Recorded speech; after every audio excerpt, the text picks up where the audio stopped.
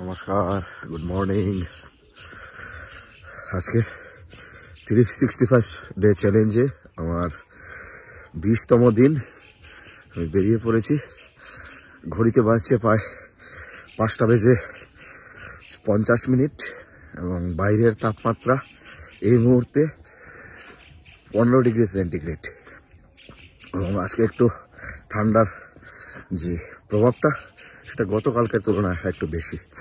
তো বেরিয়ে পড়া আমার আজকে 20তম দিনে এই 365 ডেজ চ্যালেঞ্জে নিজেকে সুস্থ রাখার জন্য এবং নিজের যে গোল যেটা নিজে সেট করেছি 2025-এ যে রেজুলেশন নিজের জন্য বানিয়েছি, তার মধ্যে অত্যন্ত গুরুত্বপূর্ণ যে একটা পয়েন্ট সেটা হচ্ছে শারীরিকভাবে নিজেকে সুস্থ রাখার জন্য প্রতিদিন সকালবেলা 1 ঘন্টা নিজেকে সময় দেওয়া, সেই লক্ষ্যে বেরিয়ে পড়া। তো এই জানুয়ারি মাসটা আমাদের কাছে অত্যন্ত গুরুত্বপূর্ণ এই কারণ একদিকে আমাদের 12 জানুয়ারি ছিল স্বামী বিবেকানন্দের জন্মজয়ন্তী এবং 23শে জানুয়ারি দেশনায়ক নেতাজি সুভাষচন্দ্র বসুর জন্মজয়ন্তী, যারা দুজনই আমাদের জন্য অনুপ্রেরণার স্রোত এবং যাদের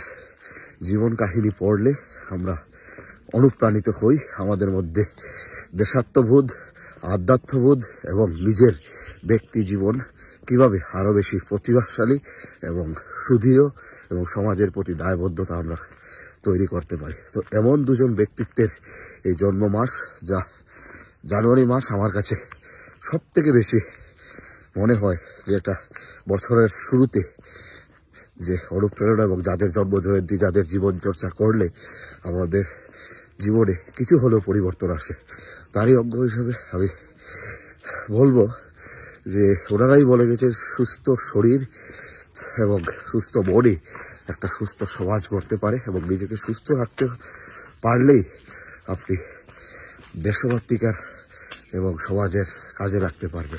তো ওনাদের কথাকে গ্রহণ করে বেরিয়ে পড়া এই পুরো জানুয়ারি মাসটা, এবং জানুয়ারি মাসটা ওনাদের ডেডিকেট করছে। তো চলুন বন্ধুরা বেরিয়ে পড়ি।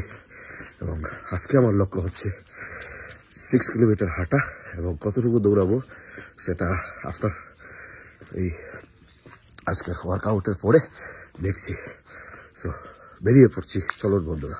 20তম দিনের আজকের যে আমার ওয়ার্কআউট এবং হাঁটাটা ছিল সেটা এইমাত্র শেষ করলাম।